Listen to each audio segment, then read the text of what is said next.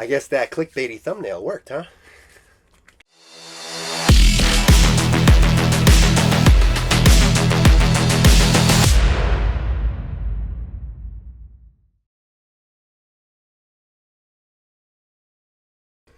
Hey there guys, my name is Tyler and welcome to another TyTalk. This is going to be another long video, so I will be speeding it up, and you can always slow it down in the video options below. Again, don't forget, like the video, share the video, subscribe to the channel, give me money. Since everyone loves talking about racism and claiming that everything, everywhere, is racist, I figured I would join in on the discussion too. However, it needs to be said that no one is actually talking about racism properly. Slaves have already redefined the word, and now all of the arguments are about the new, all-inclusive version, as opposed to what the word actually means. So, like usual, let's start with definitions. What is racism? Well, the word first came into existence in 1902 when Richard Henry Pratt used it in his speech during the 1902 Lake Mohonk Conference of Friends of the Indian. The purpose of his speech was to push the advantages of stripping Native Americans of their cultural identity and have them fully assimilated into the dominant white culture of the time. Now, yes, that sounds pretty racist, which is ironic since he used this speech to fight against racism, where he says, segregating any class or race of people apart from the rest of the people kills the progress of the segregated people or makes their growth very slow. Association of races and classes is necessary to destroy racism and classism. So he was actually fighting against the segregation of non-whites from white society, which he thought was preventing them from ever excelling and becoming great. So, in short, he thought that the white culture was superior and that the only way non-whites could be good would be by adopting the white culture and completely abandoning their own. Now, I say this sounds racist because it actually isn't. Pratt felt that their culture was inferior as opposed to their race. He didn't really have any interest in their genetics, but felt that the way that they acted, if left separate from whites, would never lead to them flourishing. So, if that's not racism, well then what is? Well, I could show you all of these definitions here, but I'll focus on the earliest one that I could find, which was from the 1949 edition of Webster's New Collegiate Dictionary. Despite the word being created in 1902, it didn't make it into our dictionaries until the 1930s or 40s. But the definition is assumption of inherent racial superiority or the purity and superiority of certain races, and consequent discrimination against other races. Also, any doctrine or program of racial domination and discrimination based on such an assumption. Also, less specific, race hatred and discrimination. So, from a conceptual standpoint, what does that mean? Racism is a belief that says races can be superior and inferior to others. Racism is also racial discrimination and domination based on the thought that races can be inferior and superior. So if I call a black guy an asshole, no, that is not racism, even if the modern definition says that I am racist for it. Now, words change over time, and I can accept that, but if you notice, there was no mention of genetics in the previous definition. In fact, we don't see the genetics part enter into it until the 1960s. This definition is taken from the 1961 edition of Webster's third New International Dictionary, where you can see that it has changed to the assumption that psychocultural traits and capacities are determined by biological race, and that races differ decisively from one another, which is usually coupled with a belief in the inherent superiority of a particular race and its right to domination over others. A doctrine or political program based on the assumption of racism and designed to execute its principles. A political or social system founded on racism. So, quick note on that last part. That's circular reasoning because it says that racism is a system of racism, which makes about as much sense as capitalism is a system of capitalism, and women are anyone who identifies as a woman. More on that later. That doesn't actually define the word, though, but let's keep it there for now. So, moving on. Now that we've brought in the biological element, what does this mean? What is racism now? Racism is a belief that says that your genetics will be the determining factor on how you will act. And from those genetics, we can establish a superior and inferior set of races. So we've now established why races will be inferior and superior to each other.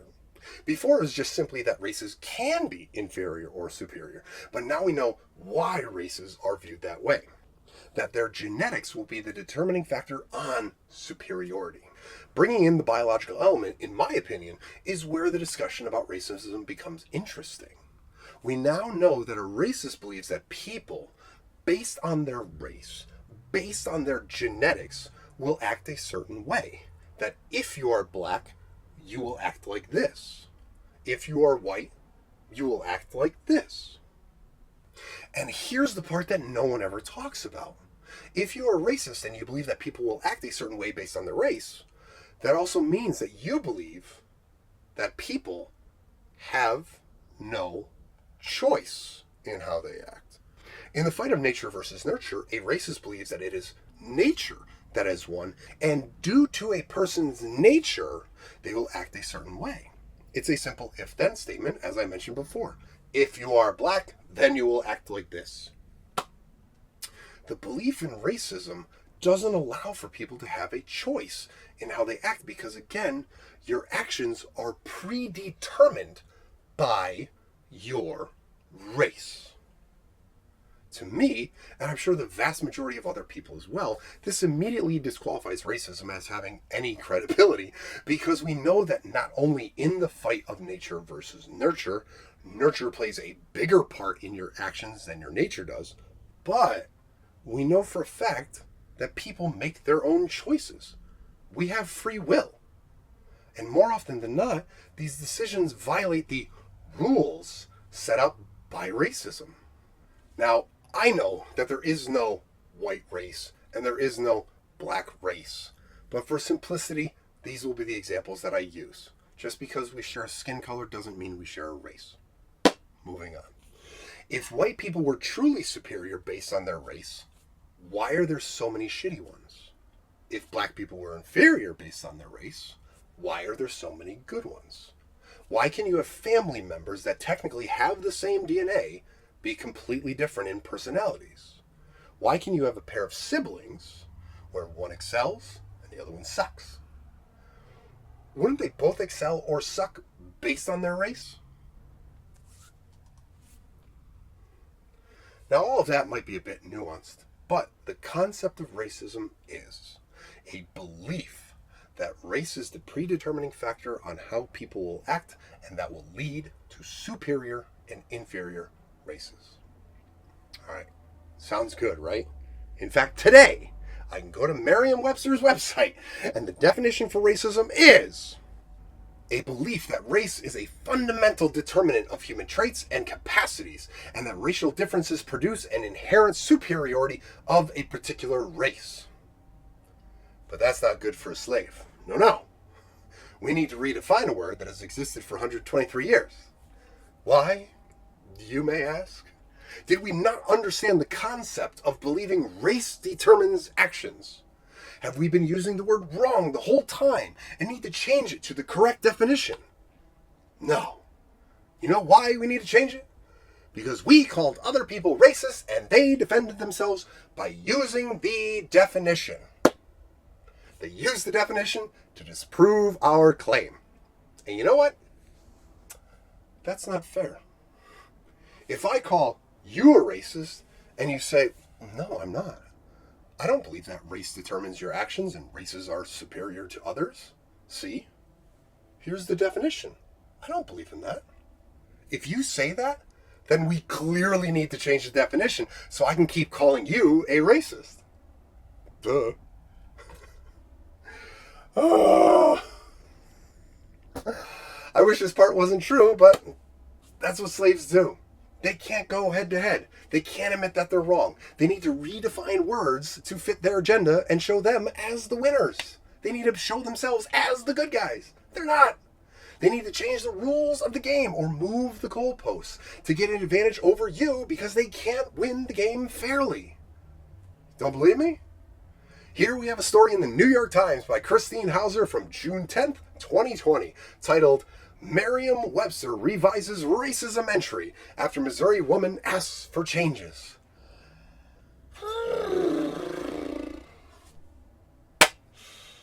Buckle up! I will do my best to get through this article with you, even though it is one of the dumbest things I have ever read. Hopefully I won't suffer a stroke reading it again. Kennedy Mitchum, 22, said the dictionary definition needed to be expanded to include, quote, systemic racism. Oh, no, it doesn't. It doesn't need to be expanded because that was already part of the definition. The very first definition of the word that I could find says, quote, a doctrine or political program based on the assumption of racism and designed to execute its principles. A political or social system founded on racism. See, that's why I kept it in. But why are you changing a definition to discuss systemic racism when system is already in the definition? Currently, the dictionary's entry contains 3 sections. The first defines racism as a belief that race is the primary determinant of human traits and capacities, and that racial differences produce an inherent superiority of a particular race.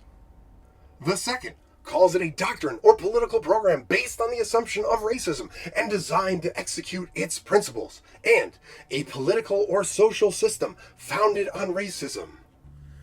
Yes, exactly, a system founded on racism. What is your issue?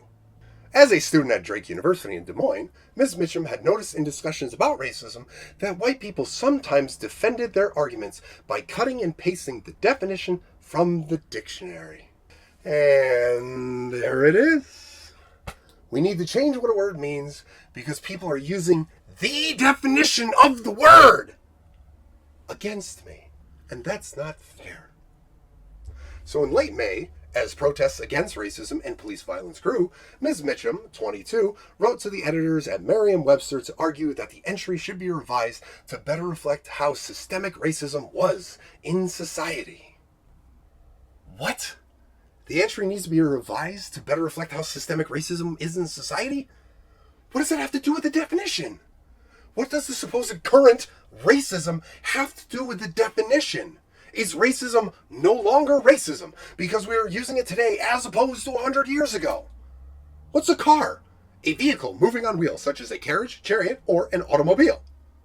Okay, so are we going to change the definition of a car or automobile to better reflect how it's used today in society? Is it not a vehicle moving on wheels just because it's electric and not gas-powered? Racism is not only prejudice against a certain race due to the color of a person's skin, as it states in your dictionary. It doesn't. It is both prejudice combined with social and institutional power. It is a system of advantage based on skin color.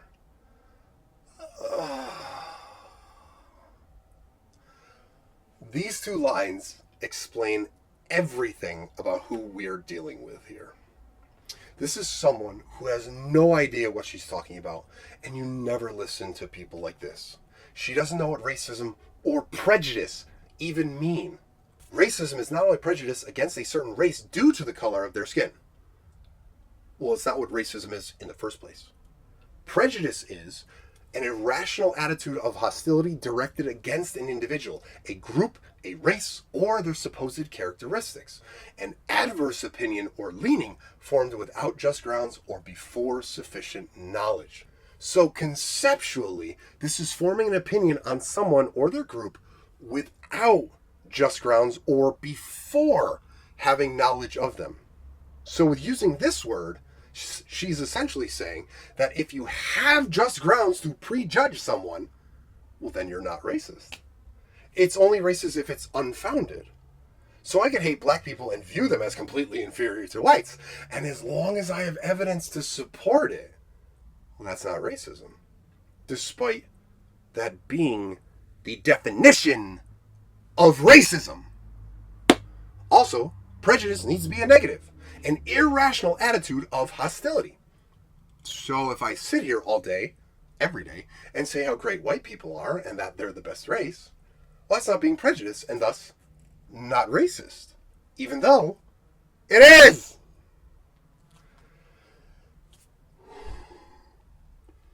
Now, racism was never about prejudice in the first place, but let's keep going. Racism is not only prejudice against a certain race due to the color of a person's skin, as it says in your dictionary. No, it doesn't say that in the dictionary. And it's not about skin color, but about race. But if it's about skin color, I should love these guys, right? I mean, I do. Those bodies look good. Oh, they look good. And I do love them. But she's saying that because of their skin color, that's the reason why I like them and not their race. Because they have white skin like me. Even though we are clearly not the same race. Racism is not prejudice against a person's skin. But she continues with, it is both prejudice combined with social and institutional power. So prejudice with social power is the ability to influence others' behaviors, beliefs, or decisions through social means. Or we now have prejudice with institutional power, which is the authority or control exercised by organizations, institutions, or systems. So to her, racism is having an unjust anger towards people and being able to influence others or control them with law. What?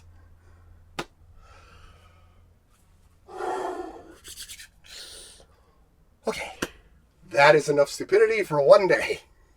To Webster's credit, since that's who she was talking to, they did in fact keep racism accurate in their first entry of the word. Racism is a belief that race is a fundamental determinant of human traits and capacities, and that racial differences produce an inherent superiority of a particular race. So despite Webster doing well and maintaining the actual definition of the word, other dictionaries, like Oxford, went in a completely different direction. According to Google, from Oxford, racism is, quote, prejudice, discrimination, or antagonism by an individual, community, or institution against a person or people on the basis of their membership in a particular racial or ethnic group, typically one that is a minority or marginalized. So we went from racism is a belief in your head where you think race determines how people will act, and that makes them inferior or superior, to antagonizing someone because of their race. But antagonizing means to cause someone to become hostile. So if they don't become hostile, well, then it's not racism, right? This definition was intentionally meant to be vague in the spirit of Miss Mitchum, so you can call everyone and everything racist regardless of whether or not that person actually believes that people are inferior because of their race. That these people would no longer be able to defend themselves by showing you the definition. This is incredibly insidious because this is what first pops up on Google, the world's most popular search engine with around 8.5 billion searches a day. This pops up as the new definition, despite the correct one being right below it and right next to it, and even having Wikipedia correcting it. But that's why everything today is racist when it's not. Slave morality has come in again to change what words mean to take you down. Slaves can't go head to head. I say it all the time, and there's a reason for that. They cannot win fairly in a fight. They have to change the rules of the game so they can try and hold you down and get an advantage over you because they know how worthless they are. Do not listen to people that not only don't know what words mean in the first place, but those that are intentionally trying to change what words mean. They are doing it to harm you. As for me, am I racist? No. I don't believe that race determines how people will act. I don't believe that race makes people inferior. I believe that the choices they make them inferior. Hey there guys, thank you so much for watching that video. I hope you enjoyed it. If you haven't already, be sure to like, share, and subscribe. And I will see you all in the next one. Thank you again so much for watching.